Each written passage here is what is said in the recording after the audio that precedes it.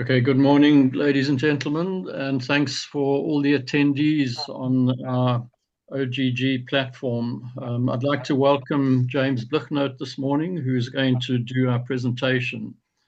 And the topic, as you know, is the economics of restoring degraded ecosystems. James is an environmental and resource economist, specializing in the economics of restoring degraded ecosystems. He obtained a PhD in 1995 with a thesis titled Environmental Accounting in South Africa. He currently focuses on how conservation and regenerative climate smart agriculture can contribute to both a restorative and food secure future. In this talk, he will focus specifically on the biogenic carbon cycle and how that is changing the perspective on agriculture's role in emissions. I had the good fortune to meet James in Rwanda, where he was working, and he's also worked across parts of Central Africa and also active in India. So we look forward to your presentation, James. Thanks. Thank you, John. Thank you for the opportunity, and to everybody on the platform. I must first say that when I first came across OGG, I thought, well, what an interesting idea to have, the concept that you've got. So I want to congratulate you on the concept and also on what you're doing. Is very interesting topics that you're discussing. It seems to me as if you're once a geologist, always one, and you don't leave any stone unturned, and so you're still turning a lot of stones as you progress and proceed. And so yeah, I thought it was quite interesting what you're doing there. So yeah, I'm going to talk about the economics of restoration and focusing on the carbon story. Yeah, it's going to be a little bit different, I suppose, from normal talks, in a sense that I'm going to start very broad and then going to dive into a little bit into what we do as a resource economist in general, and then going to focus specifically on agriculture. So it's sort of a funnel, going very broad and running down to a few specific case studies, among others sheep or wool production case studies, and hence the little scarpie there. Fine, so I think what we must discuss, all share, is that we live in an absolutely beautiful world. And even the discussions prior to the formal presentation, we spoke about conservation and the beauty of nature. So I think what we all can agree on is that nature is absolutely priceless and highly valuable. Nature offers us a water filter at work. It is a home to live and work in. It's a food engine at work. It's a carbon sponge at work. It's a nutrient factory at work. It's truly spectacular in all its facets. And we stand in amazement at the truly beauty and what it does from a perspective of a range of ecosystem goods and services. And it's ecosystem goods and services that we often take for granted.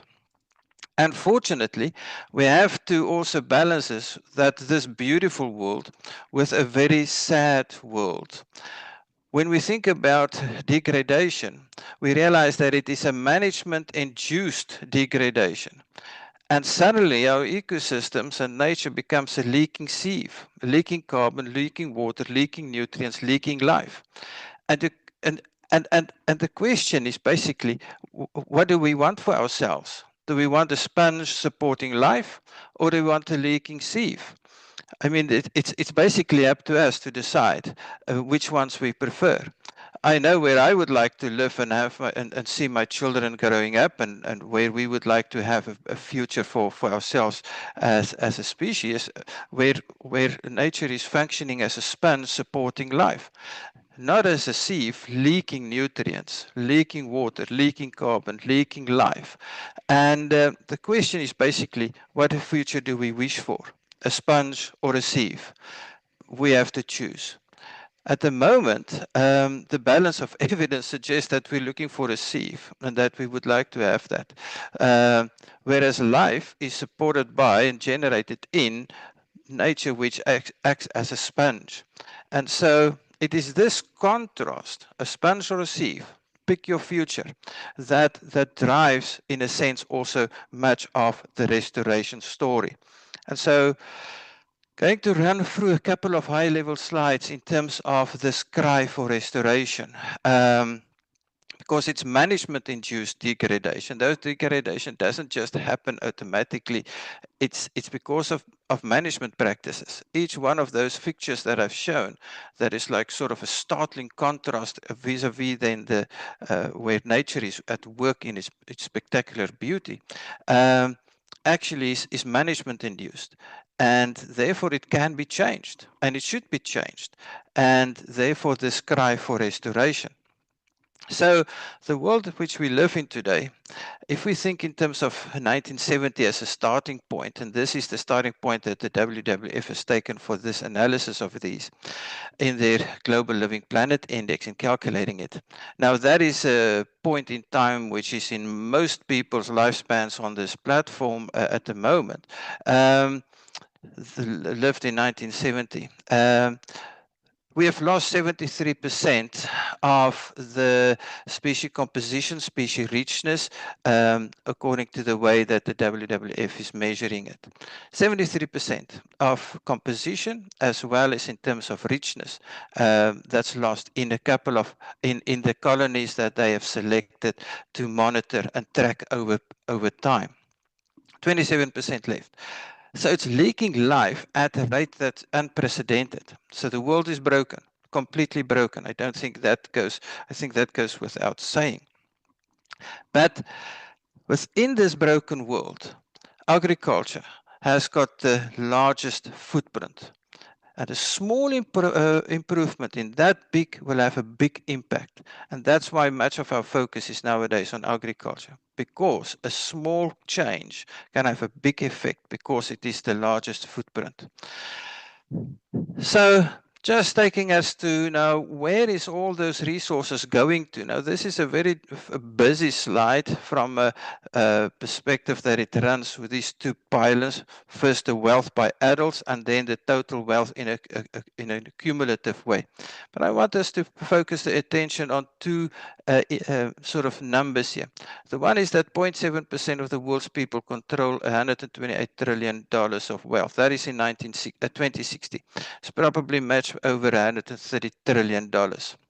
Whereas 70% of the world's people are earning or managing 2.7% of the world's wealth. So what is happening at the rate of knots is a resource extraction to serve and feed wealth, comfort, and convenience that sits here in this top compartment over there. That's where the money sits, and that's where the resources are from where the resources are also directed to actually cause these big management changes on terrestrial systems. And so the question is it possible that we can actually redirect some of this wealth that sits over here into restoration? You can't expect wealth from this 2.7% of the total wealth pool by 70% of the world's population to do the restoration job. No, it has to come from the 0.7% sitting over there that owns this $130 trillion of wealth that sits over there. Thing is, however, these guys don't live on farms. These guys do. And there's a massive, massive disconnect, socially, economically, status-wise, in all respects, a massive disconnect. Speaking to this same graph that the previous one, it's in these 10 cities marked in green, and I've added the blue one, where the globe's ultra-high net worth individuals lives. 10 cities, where 70% of the world's ultra-high net worth individuals, that is people with $30 million plus of net investable assets, live in those 10 cities. So basically what is happening is that you can look at it as like a vacuum vacuum cleaner, whereas all the resources that sits in the world are being sucked up by that massively influential pool of money, the people that 0.7% of the global population, sucking up the resources, feeding life and feeding development, well, some weird form of development in 10 cities and the affluence in those 10 cities. Just speaking to that speaking into that a little bit more. If you take the terrestrial land cover, excluding the marine resources and the oceans, but just the terrestrial area, then the concreted area, the land mass, is 1% of the terrestrial area. If we put all the buildings and all the concrete of the world in one place, it will cover 1% of the world's terrestrial land mass area. The water bodies will be 2%. Cultivated land, that's the land suitable for crops, 12%. Where your livestock area is mostly the 35% is for livestock, although they are spread across different areas as well. So, as mentioned before, that proves the point of agriculture's footprint is the largest of all sectors, but where a small improvement in their management can have a big effect, because concrete areas is 1%. That's where the money sits.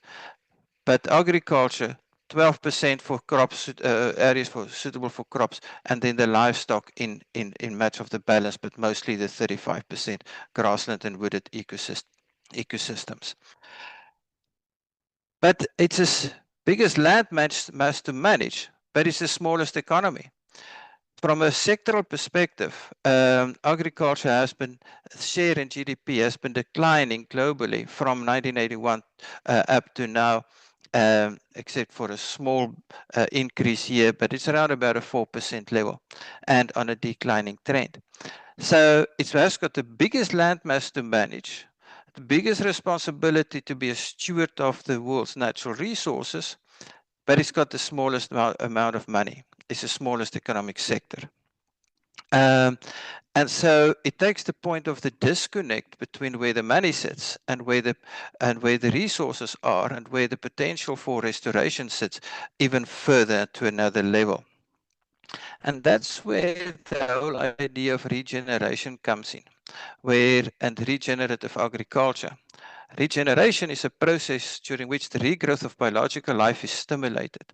This leads to renewal through an increase in system-wide net fertility flows. In other words, regeneration is to take that graph of the WWF that shows a decline of life of 73% and turn that around and make that not a downward sloping graph, but a U-turn and let it shape upwards. And how are we going to achieve that? The whole process is about regeneration. What does regeneration mean practically? It means practically pushing sunlight, which is freely available, rain, which is freely available, and management, which is totally priceless, back into the soil.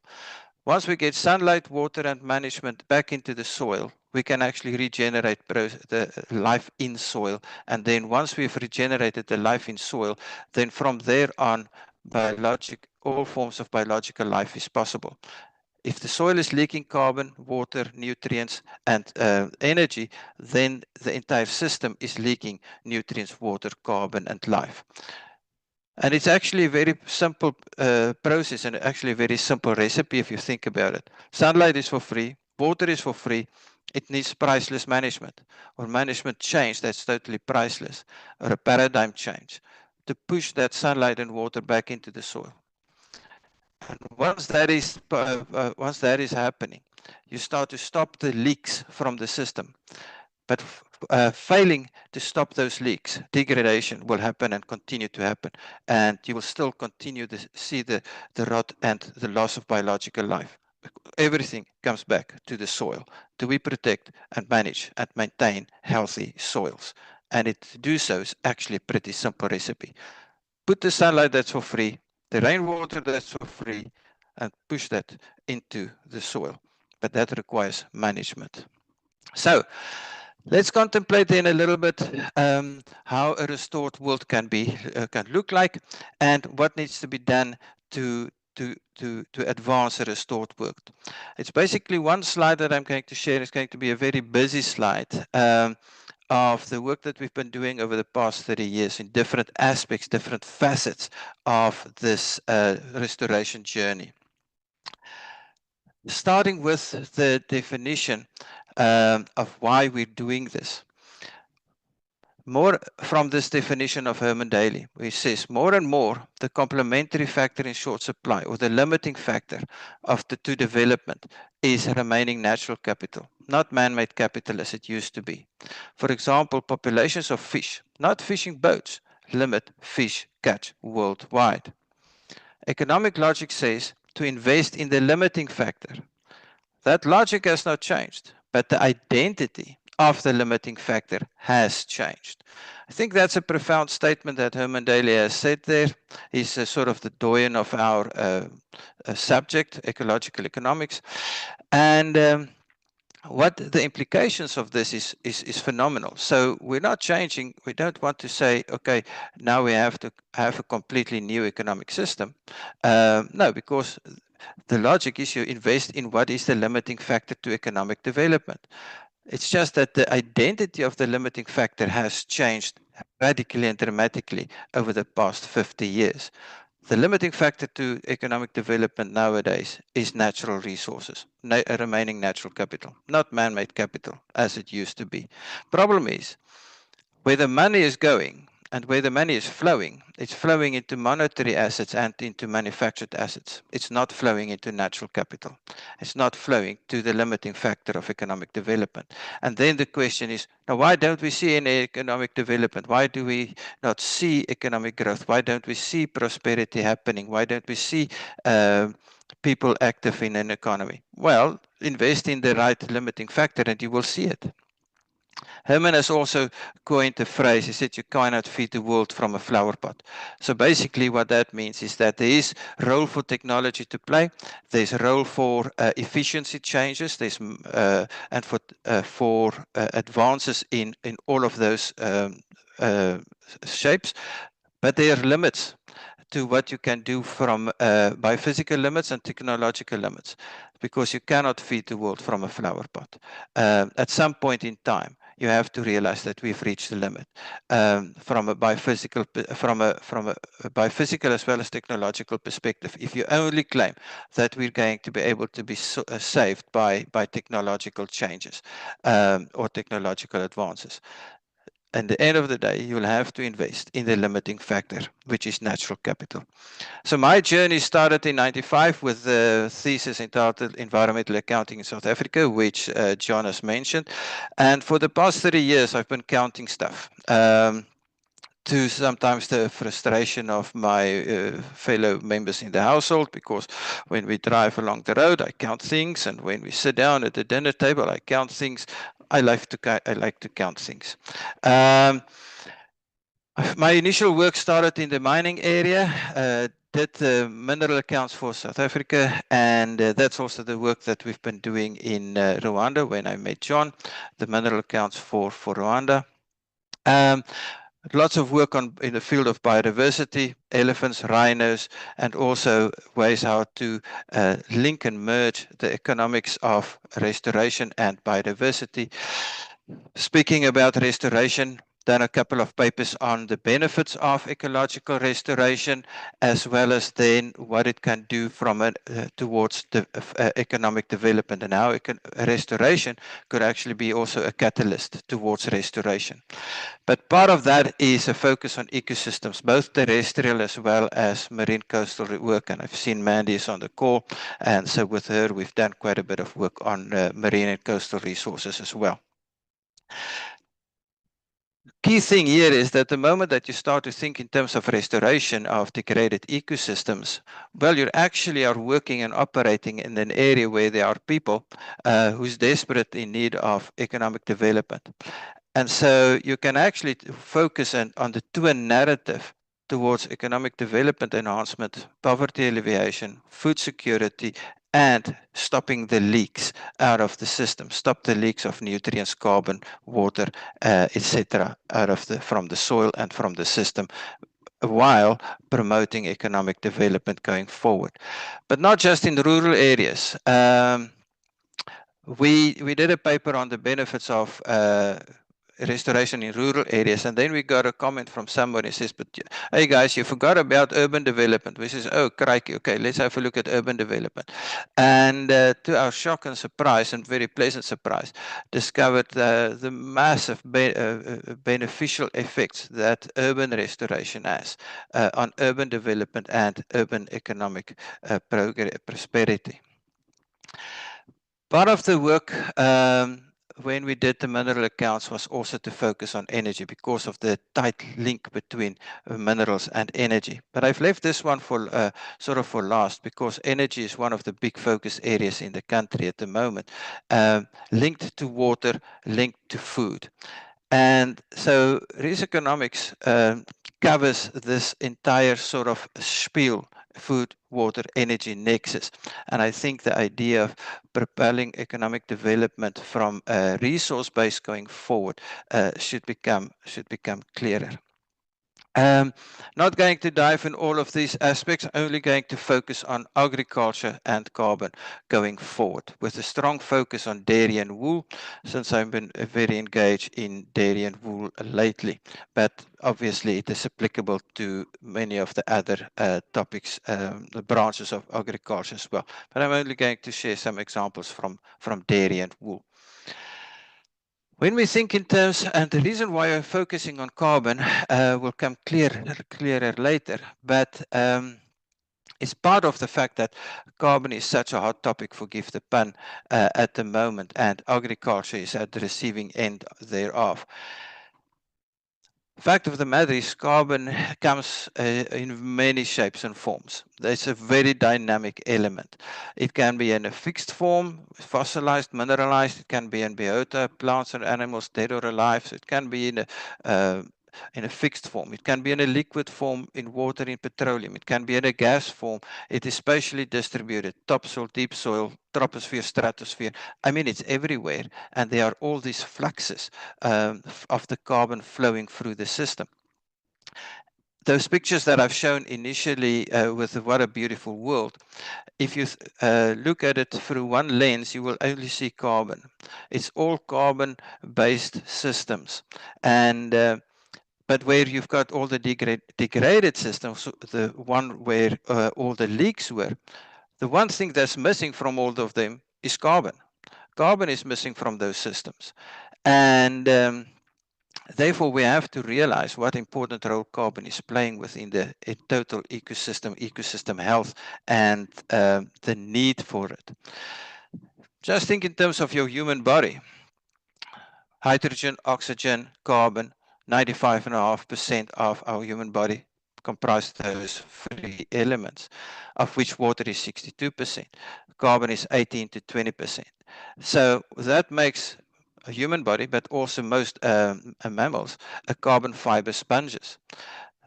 With carbon fiber, a framework filled with water, and then a little bit of other sort of elements in for the good pleasure there of potassium, sulfur, sodium, magnesium, etc.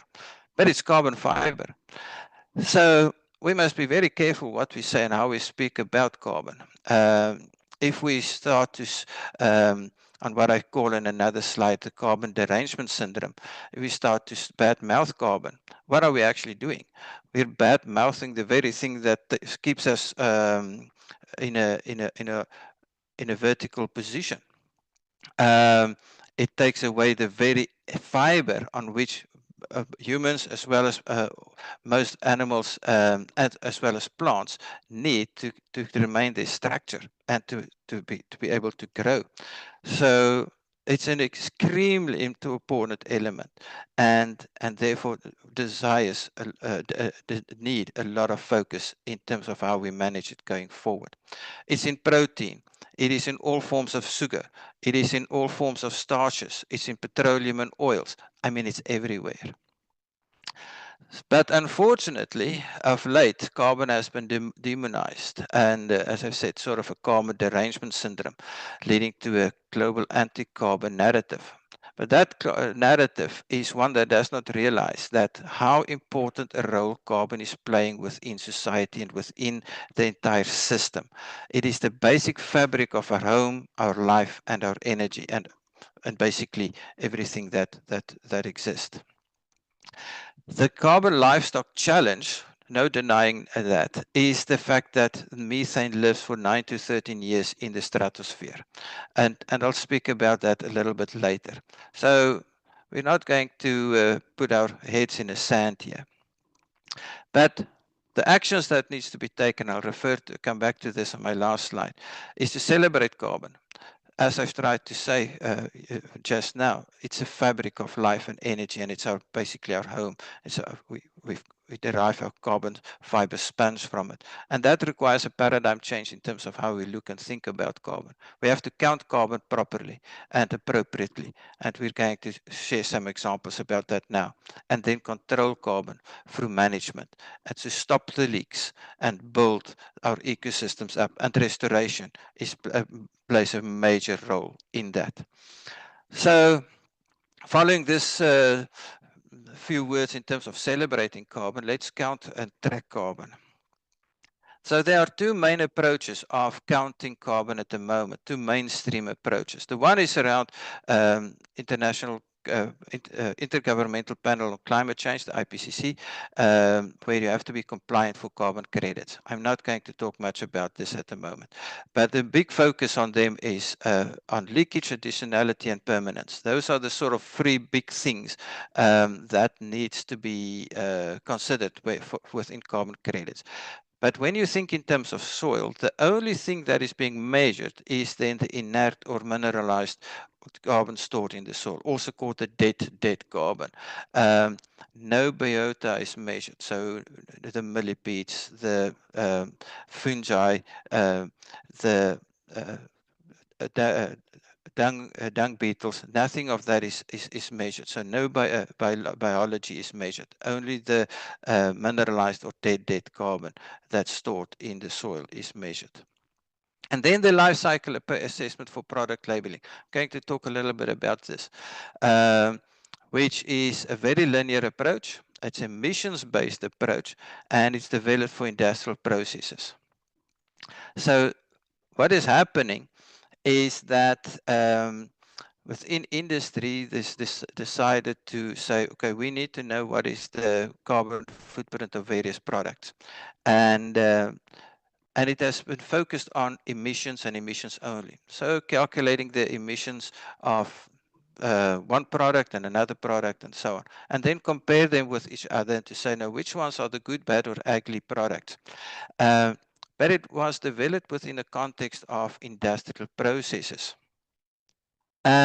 following a very linear approach. So if you think in terms of a farm, then there will be purchased feed, fertilizer, bedding, fossil fuels, energy, which will be the inputs. It's going to have production. There will be use and rams, replacement use and rams, manure and crops and pastures, which will have emissions of nitrous oxide, methane, and carbon dioxide. And then there will be some sort of a metric to label it in terms of what would be the carbon emissions intensity of that specific product of yours.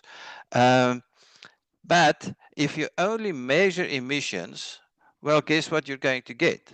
You're only going to get an emissions intensity that is very high because you've only measured emissions. If you don't measure sinks or then the sequestration capability of the ecosystem, well, then it's not going to feature in the answers, in the results. As a result, because only measuring the emissions and not the sinks, something like the HEEC Material Sustainability Index has come up with this graph, and there are various surrogates and supplements of this one and other various variations of this one. Whereas the higher the score, the bigger the environmental impact. The lower the score, the lower the environmental impact. All your natural fibers are sitting here. Cotton, hemp, sheep wool, flax, etc. Your natural fibers is sitting here. Your plastics, except for organic cotton, but all your plastic fibers sits over here. So what is happening is that given this and its friends, similar indices like this one, is suggesting is that we should wear plastic clothes and that plastics are better for the environment. Now, as silly as that sounds, it's a rather important graph, this, because behind this sits a whole process to label all fabrics, especially fabrics going to Europe, with a red, yellow, and green dot. If it's a green dot, then it means it has got relatively low environmental impact. A yellow dot is going to be one of these, and then a red dot, one of these. So you can still buy the product, but you know that you're buying a product with a red dot. So you're actually a naughty boy. Why are you buying a fabric with a red dot on? You should actually buy a plastics. You should not buy anything of natural fibers. So what this is becoming is an extreme, highly commercial barrier to entry for natural fibers. But I've highlighted this sheep wool because I'm going to talk about sheep wool a little bit later. The reason why this sheep wool is coming out so bad out of the wash is because of this orange histogram there, which is a global warming score, meaning the methane and the carbon intensity of wool production. And we're going to unpack that a little bit later and ask now to what extent is that merited. The effect, the implications of this sort of graph and how it's running through the commercial world is totally crazy. It's very, very powerful in redirecting, shifting the market demand from natural fibers to plastics. But the natural fibers are where the farmers are. The natural farmers are where we need the restoration. The natural fibers are the same place where you can actually, when you do the restoration, stop the environmental leaks, where you can actually harness and regenerate the soils, not where the plastics are. Another massive disconnect that is happening. So what is biogenic carbon and how does that differ then from your sort of normal conventional linear based approaches? I think it starts with the idea that sheep are not motor cars produced in a factory driving on a tar road. Unfortunately, the matrices that we have and what has been developed and that are being used and that sits behind that graph that I've just shown assume that sheep are motor cars produced in a factory and that they're driving on a tar road. That's the implicit assumption that sits behind that metric. But sheep lives in a system. Sheep lives on the farm. So firstly, there's biomass, this number one called grass. And between the grass and the soil, there are little bugs that's called methanotropes. And these methanotropes are consuming methane to live from and to convert that into energy that they're putting into the soil. Where do they get that methane from? Well, it comes from the sheep that is, and from the sheep's emissions. So that's not counted into the larger equation, but it's a very important mitigation factor of what the methanotropes are doing in reducing the methane emissions going into the atmosphere. But also the carbon in the dry matter intake. So the sheep is basically eating the grass and the dry matter.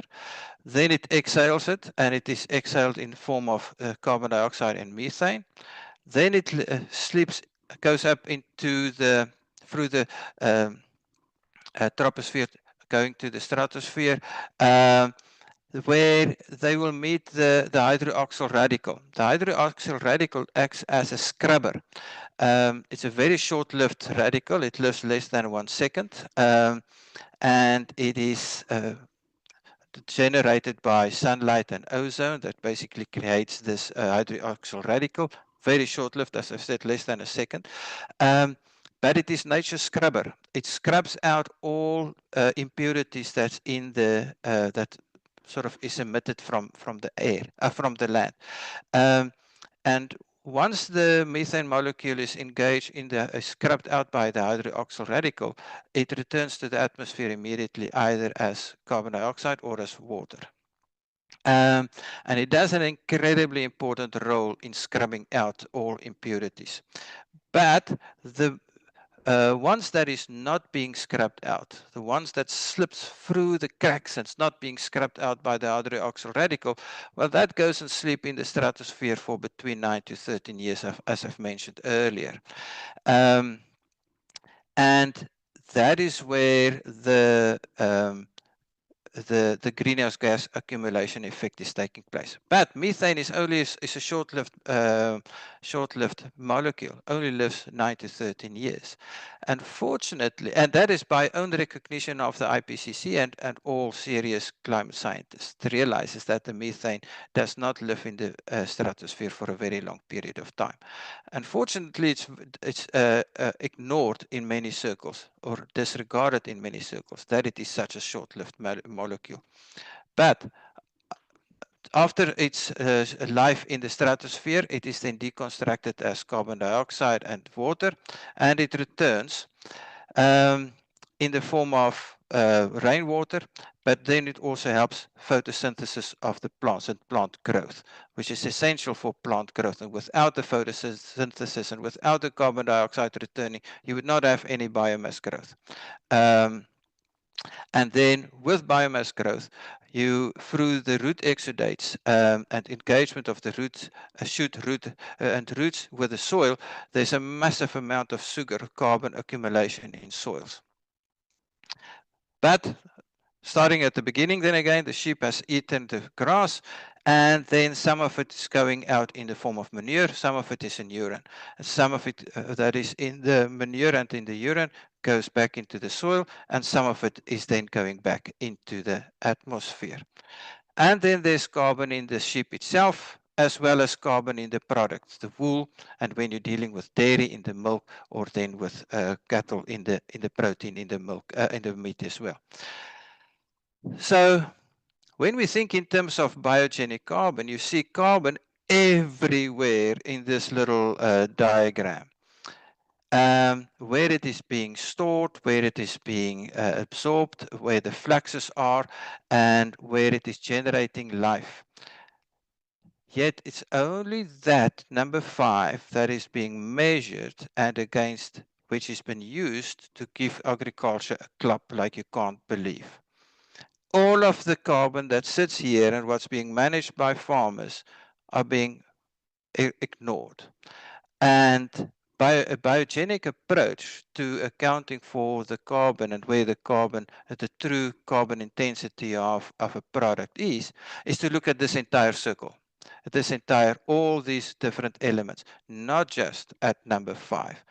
The linear approach that says a sheep emits methane, according to then the LCAs that I've shared with, as well as is considering that sheep are motor gas. There's nothing else that's happening. No absorption, no flow, no feedback, nothing.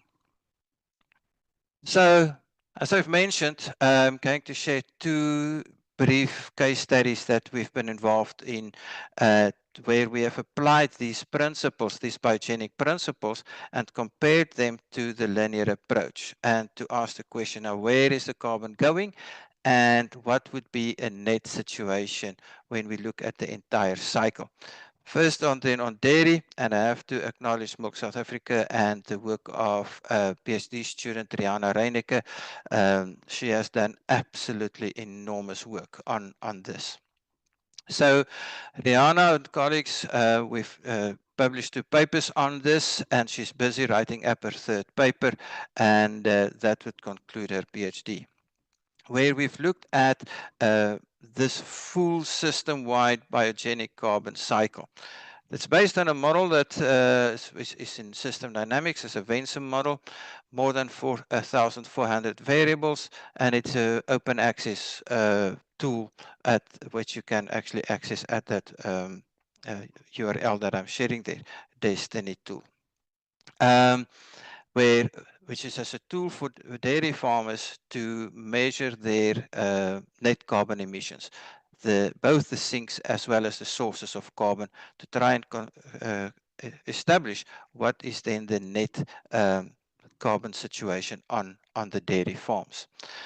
So I'm just running through a couple of case studies. I'm not going to bother you with all the details of the modeling that sits behind it and the 1,400 equations. When you only look at the sources, then you will see that all the farms are obviously net emitters of carbon dioxide, and those are the numbers, the CO2 kilograms of CO2 per hectare. On 12 farms. 12 farms that she has done her work on. They're between Mossel Bay and Jeffreys Bay. That's sort of where the 12 farms are situated. And but if you add the sinks, well, now the picture changes like dramatically. And the question then is, so what is the net situation? And that is indicated by the purple line. Only one farm, Farm 8, which is at the moment still a net source of emissions, but the other 11 farms are all net sinks. When you think of the entire system and where the different carbon sits in the entire balance. So you can take that sheep that I had in my previous picture and just replace it with a dairy cow, and basically the same system applies. We can take all of the information from the 12 farms and sort of reorganize it so that it helps us from an analytical perspective. The kilogram of CO2 emissions per large stock unit. A large stock unit is an animal weighing 450 kilograms. So basically expressing everything in terms of the number of large stock units that you've got, so that you run it in terms of herd size. Or then in terms of kilograms of CO2 per hectare, with the size of the bubbles relative to its performance in terms of kilograms of CO2 per kilogram of fat and protein corrected milk. What this is telling us is that the more towards the left you are on this continuum, the better you are in terms of herd management. The lower you are on this continuum, the better you are in terms of pasture management. And this pasture management includes then cover crop mixes. And I have to add the word rotations. These farms runs on between 8 and 13 rotations a year. Basically what that means is that a rotation is a grazing event on a specific piece of hectare. Let's just say your farm has got 10 rotations. If you have a 1,000 hectare farm, you're actually enjoying a 10,000 hectare farm, because you've got 10 rotations. You're grazing the same spot 10 times over in a specific year. So the rotations are extremely important. Obviously, this is high input farms. There's irrigation plays a big role, as well as your planted pastures, so your cover crops that you're planting. And then your expressed in terms of fat and protein corrected milk is then an indication of product. What this allows us is actually, this is helps us towards also benchmarking, because what you actually want to see is can these farms move more towards this sort of quadrant and an increase in the bubble size to increase their productivity as well. But what is very exciting is this cluster of farms which is already there. And they're big farms. They're not small farms. They're big dairy farms. If you're enjoying milk in the Southern Cape, chances that you're enjoying it from one of these farms are pretty good. So they're big farms and they're already there. And I visited many of them myself, and I must say I've been very impressed with their management practices that they have applied. And now we've got something to show how what is actually transpiring.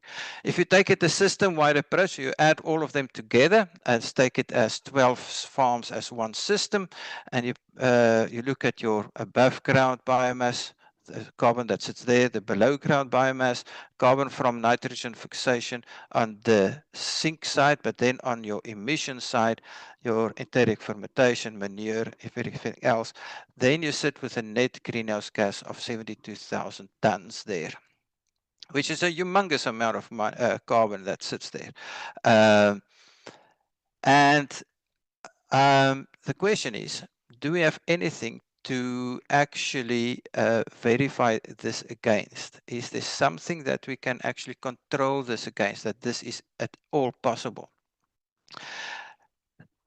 Dairy is the first and at the moment only sector that has qualified for carbon credits, agriculture branch that has qualified for carbon credits in South Africa. It's done by another group using other data and other farms. But the dairy farms have qualified for carbon credits, certified carbon credits, which means that they are storing carbon in the soil, because this would not have happened if they were not net sinks. So this provides us with like, okay, so it's a different group of people doing on different farms, looking at it from a different perspective, and they're getting the same answer. In terms of what dairy farms' role is. This is a photo of one of the dairy farms, a photo taken in middle of May of this year. It's cooking. It's boiling in a sense, with sucking carbon out of the atmosphere. And this is how it looks on 8 to 13 rotations per year. So cattle will come in, will graze it, and after a month they will come again for another graze, and after a month they will come for another graze, and each time the plants are regrowing, they're obviously absorbing and sequestering carbon. And we have to think of our farms basically as a multi-story building, where the operational area is far bigger than the farm size because of the different rotations. If we look at it from a rotation perspective and say, but what does it mean on a rotation perspective? Then the numbers are obviously much smaller, 450 kilograms of carbon per hectare per rotation, with a standard deviation of 305 kilograms of carbon. What this basically tells us is how important the management is and how important the number of rotations are. In order to be able to generate this massive sink possibility. But we think that it can change the narrative around much of the dairy production, at least. And just to be clear, that in the on the sources side, on the emission side, every single piece of emission that we could get has been taken into account. So from an irrigation perspective, you might have said, oh, but there's Eskom. It's a part of the external inputs. The fuel is part of the external inputs, etc. Right, now turn to the last sort of case study, sheep. And there's a sheep A and a sheep B, so I'm splitting the sheep into two case studies. And I have to acknowledge the International Wool and Textile Organization and Cape Wool that has made this part of the work possible. So the first study, we have asked the question, now where did the carbon of the food they have eaten go? So the sheep, they are eating grass, but where is it going in this bigger scheme of things? And then what is the net emission intensity of wool production? Basically the same question that we've asked for the dairy. And so our efforts twofold. First, we looked at 6 Australian case studies, looking at sheep production system only, and I'll explain what that means shortly. What we did is we've remodeled 6 life cycle assessment studies that's been done in Australia on an emissions only method. But then we took the data of those 6 studies and we have remodeled it, but with a focus on biogenesis. So now we could compare our results when we look only at emissions with their results when they only look at emissions, but then we add the biogenesis component to it. And then one Australian case study where we look at the sheep feed system. The difference between the production system and the feed system is that the production system is only looking at the dry matter intake of the sheep. It's as if the sheep only eats grass and there's no grass growing around them. Whereas the sheep feed system looks at the bigger system where there's sheep eating grass, but also then sheep standing among grass and grass growing around them. So it's a bit a broader boundary. The boundary of the first one is very small. It's only dry matter intake, whereas this one is slightly broader. Well, much broader because actually it stands in and among grass as well. So where does the carbon go? Looking at the 6 case studies, 54% goes into manure. 22% or 23% is respiration. 7% is urine, and 2% is going in the form of emissions. This is in carbon terms. This is not in terms of greenhouse gas emissions. This is in carbon terms. So immediately this asks the question now, if this is where the carbon flows, what are we managing? Should we not really then manage the manure part of it? Because that's the big part. If we can manage the manure, then perhaps the equation will change or will differ. But yeah, 5% is then the emissions in greenhouse gases. So converting this now to an emissions intensity, we get this. The emissions only equation gives us an emissions intensity of between 20 and 25 kilograms of CO2 per kilogram of greasy wool produced. But if we then include biogenesis, the equation changes to some of the farms being already sinks, but and others still net sources with a positive carbon emissions, but at a much lower level. And this is only considering the dry matter intake. The sheep is living in some sort of a world where there's no grass around it. So it's a bit of an artificial situation. That is why we did this second, the B study. We've looked at the full farm, where there's actually grass, where the sheep actually stands in and among grass as well. If we only look at the emissions, 42 and 34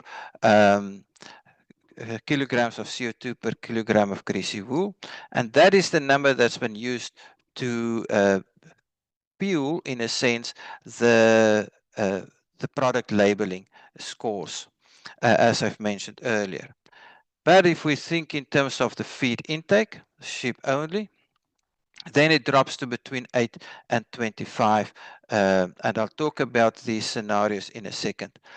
But if we include the whole farm, that farm is a sink already.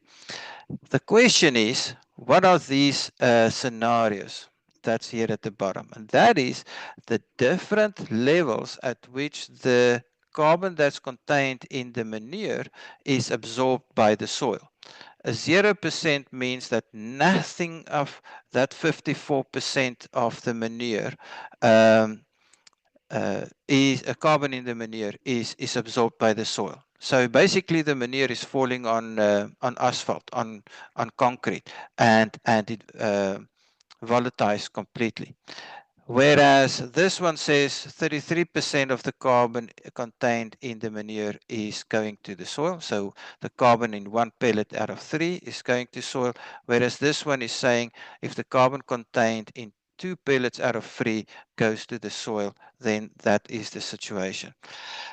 It's very difficult to know exactly what is happening and to measure those precisely. That's why we're running it with the scenarios. But even at a 0% level for 2022 and a 0% level for 2023, this specific farm is already in a net sink. So taking it from on the system wide, again in a waterfall diagram, and this I think is sort of my final slide looking at numbers. Looking at the 33% scenario, so 33% of the manure absorption with a lower bound root shoot ratio of 0.2, the other one was 0.8, but let's just use the conservative one, then this farm is a net sink of about 8 tons of 8,000 tons of carbon across the entire farm. Again, the question: do we have any data to back this up that can validate that this is at all possible?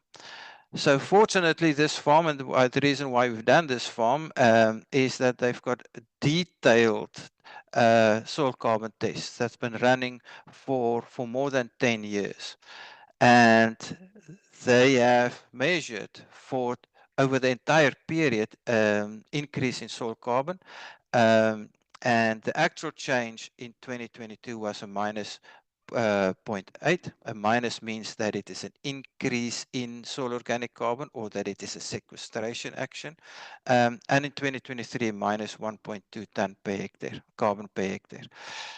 If you convert that number of 8,000 over there to a ton carbon per hectare, then the model sits at 0.7 to 0.9. And we were obviously very happy and overjoyed when we saw this. We could not have anticipated this result when we started it out, given the fact that this farm has a long history of doing soil carbon tests, as I said, for more than 10 years.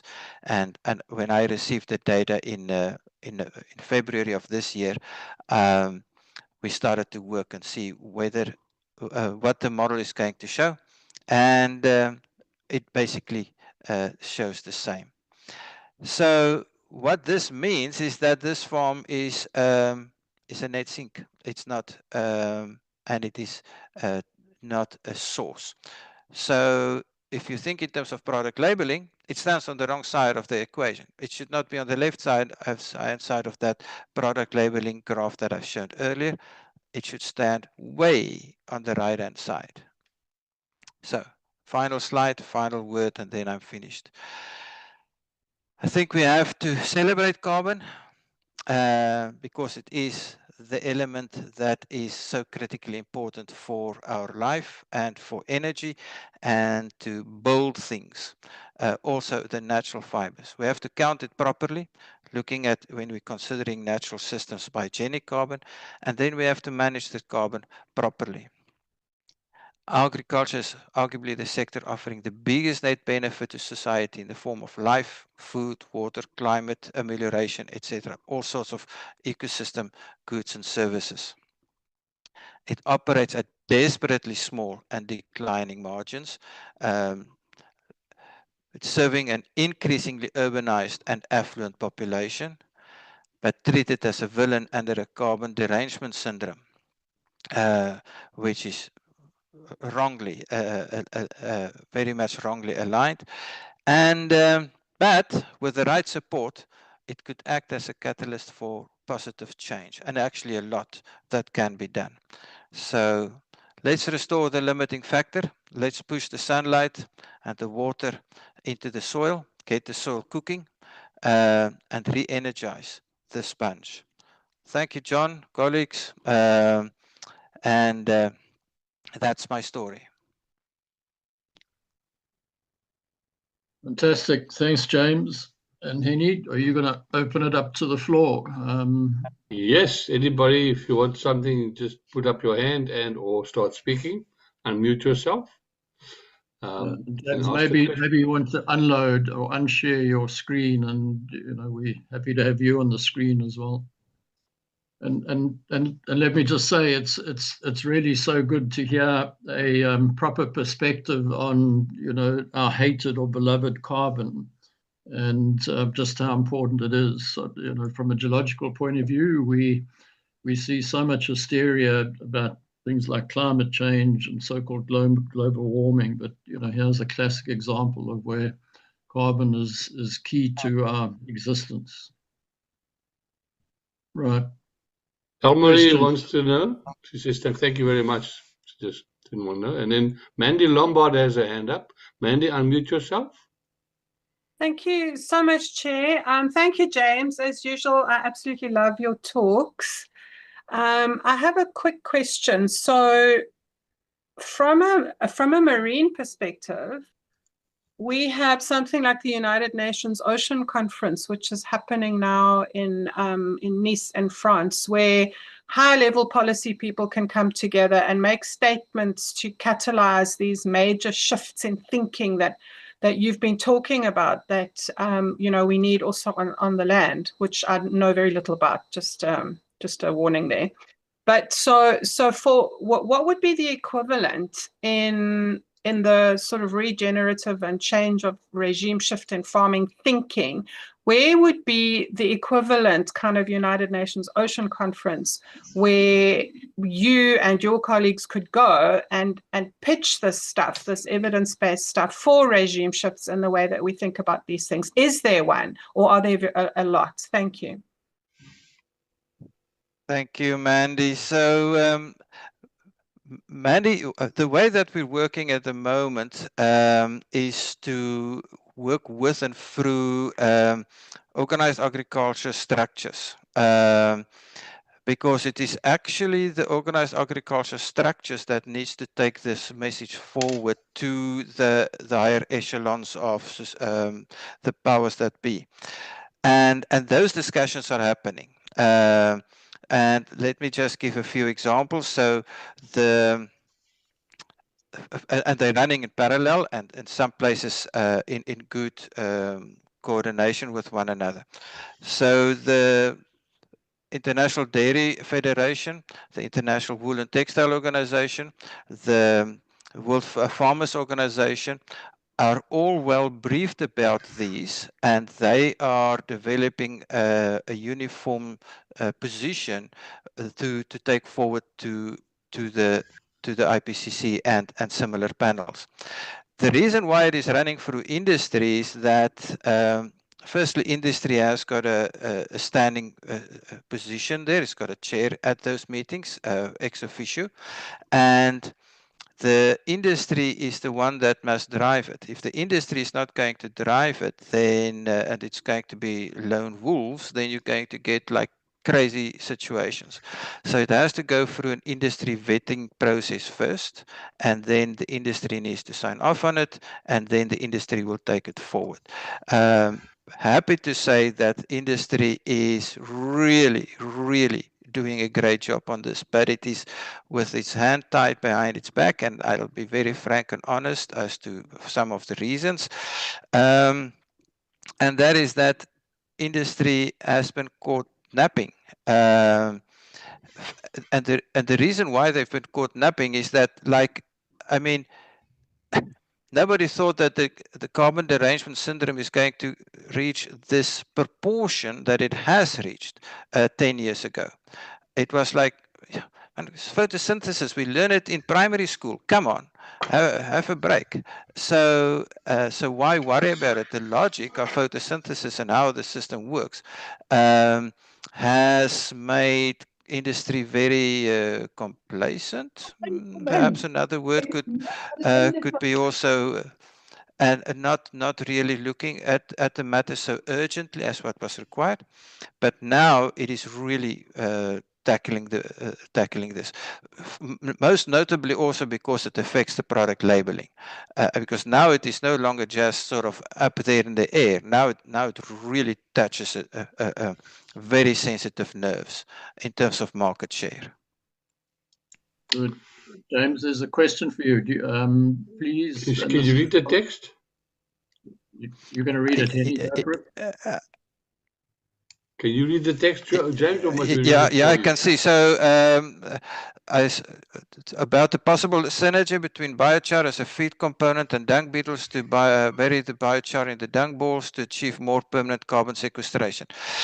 I'm probably going to. The short answer is yes. And the way how you get the carbon in the soil might differ from context to context. How you get the sunlight in the soil and how you stop the leaks might differ from context to context. But without going into recipes, I'll try to stick to principles. The principle is get carbon in the soil, get the sunlight in the soil, get the sugars in the soil, get the water in soil, and stop the leaks. How we do that might differ from one farm to another farm, from one context to another context. How you're going to do that on a mine dam or in a tailings dam might differ from how you're going to do it from a dryland agriculture, from an irrigated pasture. So the precise how might differ, but the principles remains the same. Get the energy and the sugars and the carbon in the soil and stop the leaks.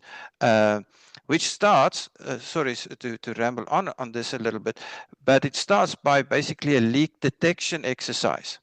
And many times when we go out in the field, when we've been asked to do some work on restoration, we actually start by leak detection. So where are the leaks? In a sense, it's a work of we're doing the work of plumbers. So once we've identified the leaks and the sources of the leaks, then you can start to think in terms of the actual restoration activities that's required to stop those leaks. And biochar could be one mechanism to work in appropriate cases. Juan. Juan, can you unmute yourself? Thank you very much for the talk. I appreciate it a lot. Thank you very much. I actually come from the Tsitsikamma area, and I've personally seen actually how the carbon is captured in the soils. I actually have a photograph. Unfortunately, I can't show it now on my laptop, but the color of the soil actually changed from the 90s until now. It's become darker and darker because of the permanent pastures of kikuyu grass and other types of no-till conventions. It actually changed, especially from the soils from the mountains. It used to be very iron-rich or much redder or lighter colored soil. And it's actually phenomenal to actually see it happening there. And also, I was interested, how many farms have you looked at, especially in the Tsitsikamma area? Okay, so it's 12 farms in the total case study, and it's about 3 that's towards the east of Knysna. The balance are on the west of Knysna. Okay. Are you also interested in including more farms into this study? Absolutely. We want to do 1,000 farms. So I'm a bit. There are only 950 dairy farmers in the country. So when I say 1,000 farms, it means all of them. But yeah, no, definitely. So there's a bit of a process ongoing. We're not going to expand on this current set of 12 farms. This is Rihanna's PhD. This needs to be completed, and she needs to get her PhD. And so this set of 12 is locked. But there are processes running parallel to roll this out quite widely to many farms, also internationally. And there are several discussions ongoing through the International Dairy Federation to do various farms internationally based on these principles that I've just mentioned. Thank you very much. Is it possible to get your contact information? I mean, we have a farm situated close to you on the N2, and I know most of the people in Tsitsikamma who most likely will be interested in be included into the study. There's some larger farmers, commercial farmers that also have farms in New Zealand, and also I can speak to some of the co-ops to help increase the knowledge of this. Also, have you ever considered to have findings or present findings to LARSHA? Because they are quite up to it when it comes to land rehabilitation and as well as these types of carbon capture practices.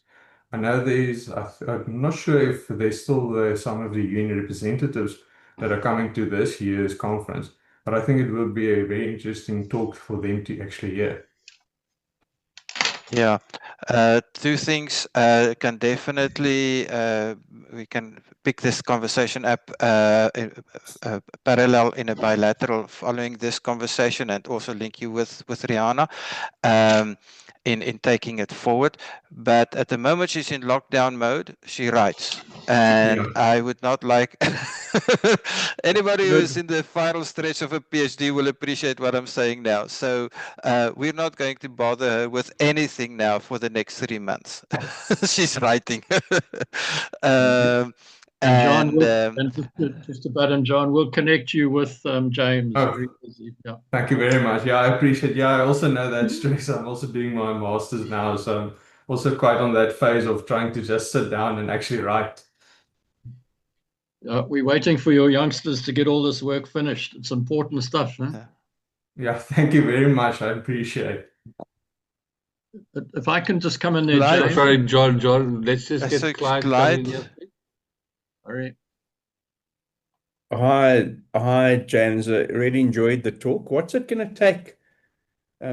First of all, why am I not surprised that the plastics guys have got the best gradings on that chart that you showed early in your talk? And what's it going to take to reverse that whole process of labeling? Because inherently, most of us know that natural fabrics are nicer to wear. You know, the last thing you want is to be told that your natural fabrics that you're buying are demonized. And what's it going to actually take globally to, you know, once a monitoring system gets put in place? I would imagine it's not that easy to reverse because some people have to eat humble pie and people don't like eating humble pie. So, are there any moves to reverse that labeling procedure? Yeah, thank you, Clyde, for the question. There are big processes ongoing. The CEO of the International Wool and Textile Organization is a South African lady, and we are in regular contact. And she, together with the president of the IWTO, has got an entire task force focusing on the product labeling aspects, and are in ongoing discussions with them in terms of influencing that processes. But you can imagine that it is, I mean, those are big vested interests. I mean, we're talking about billion-dollar type industries and the vested interests in that, because we're talking about the fashion industry. And so there's regular and weekly contacts with all the fashion houses, the big fashion houses, and the textile industry as such. Will it change? I think it will be influenced. And those processes, and we can already see the needle shifting, that it is being influenced. Whether it's going to be influenced sufficiently, we'll have to wait and see. At least what this work and other work has been able to do was to stop the process of putting the robot system through already. It has halted that process. And which is already, I think, a big gain for us, because now we can actually talk about putting in place more sensible approaches. Will it be successful? I don't know. Let's hope so. I also noted that the institution that had given the accreditation for carbon footprint, if you like, is, if I've got my information correct, is headed by Mandy Rambaros, who used to work at Eskom in South Africa. She heads up that accreditation unit, that or company. I think it's Vered or something like that. Vera. Yeah, Vera. Vera, yeah, she heads up Vera now. So it's interesting. There's a South African heading up Vera, and it's great that they've recognized the work that you're doing and have actually accredited you with carbon credits. That's brilliant. So she would also be a good place. That's not okay. So sorry, we have not done that work. I've just sort of shown it as a sort of an external verification that's done by another group of people, but it sort of confirms what we're saying from a biogenic perspective. But I think it's very encouraging that Vera has indeed recognized the soil carbon within the dairy industry. I think that's a game changer for sure. Yeah. All right. Thanks very much and great talk. Thanks. Thanks. John. Yeah, just taking your work, James, sort of a wider perspective. For example, you mentioned, the huge amount of degradation that farming has done over the years, and I say that as it is, and we see it, for example, the Renosterveld. We're down here in Hermanus, so you go behind our mountains, you get into the Renosterveld. And it's all effectively farmed. There's only about, depending who you talk to, 3 to 5% of that original Renosterveld special fynbos left there. Most of the rest is either under, these days, deciduous fruit or wheat farming, winter wheat, and then sheep. How do you sort of regenerate, some of that wonderful countryside, and that farming, of course, has been going on for many years, way back to sort of the early history of Southern Africa or South Africa. Where does an environmental regenerative process come into that scenario? Well, there are so many. Well, again, one must look at the drivers of degradation and try to stop them, and they might differ. But from an operational perspective, you have to realize that the degradation did not happen overnight. It took many years, even decades, to grow to the point where they are. And when we think in terms of restoration, you have to realize that it is going to take at several years as well. Hopefully not the same amount of time that over which the degradation has happened, but it is going to take, let's say, half the time over which the degradation has happened. So if degradation happened over 50 years, it's going to take 25 years to do the restoration. By argument, by figure of speech. Restoration is not an event, it's a journey, it's a process. And often when we think in terms of when we engage with restoration processes, people have got a restoration event mindset. We've got a project of 3 years and we want to do the restoration in 3 years. Sorry, don't even go there. It's not going to work. You don't restore a degraded system and do it on a project by project basis in a 3-year time span. It's doomed to failure. It's a process that takes at least half the time over which the degradation has happened, and that means that you need sufficient resources to embark on that process. You cannot go into the process with, okay, we've got a project money for 1 year or 2 years to go and fix an area of land, and okay, now we do restoration there. And what's going to happen after your project money has run out? What's going to happen then? And so if you want to think in terms of restoration, you have to think long term. And that requires structural long-term changes in how restoration is being supported, funded going forward. Unfortunately, we have, over the last 20 years, 30 years, gone from a process-based approach to a project-based approach. And that is simply because the key performance indicators of a project manager has changed. The key performance indicators of a manager is, have you done this, this, this, and this? Tick, tick, tick. Okay, you've done it. Well done. There's your bonus. You've delivered on the project within budget and on time. And so now you can go to a new project. That's not restoration. That's a project being managed. So I think we need to think very much differently about a restoration project. It's generational type initiatives that we're talking about. Yes, And I've not and- seen many of them. Yeah, and education, James. I mean, it's great to hear again you talking about young people, because that's ultimately the future of how we address these challenges, as you say, generational. Solidly. James, just going on with what Clyde said, is it time then that with Rihanna's research that soon we'll see an adjusted Higgs diagram showing where these dots should actually be, so that you can challenge this thing? You know, the sooner you do that, the better.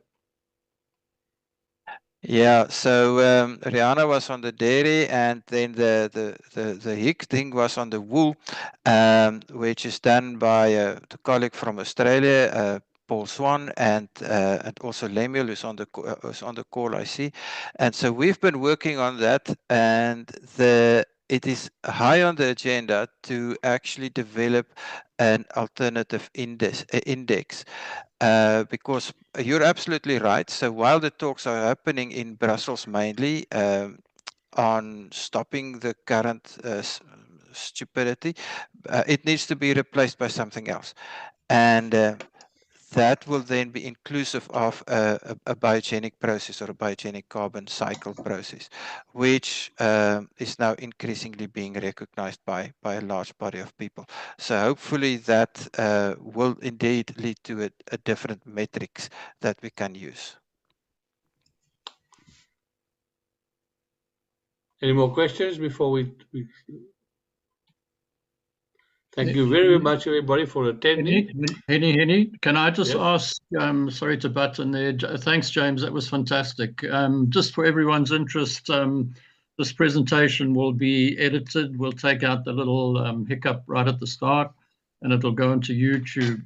And we really appreciate there's been a large number of people on this talk, presumably people who James passed on the news to, and we'd welcome your participation in future presentations. So either James can provide or my or Henny's email address, or my email address is jwbdia jwbdia@gmail.com. And as I say, we'd really welcome other people, non-geologists participating. Our approach in the OGG, as James knows, is really to break down silos and get everyone talking to each other, particularly those people using geology, soils, whatever the case may be. But thanks, Henny, for your stewardship and management of the talk, and thanks, James, for a very interesting and most relevant presentation. And thanks to everyone else who attended. And watch the space for our website. Our website is also being developed.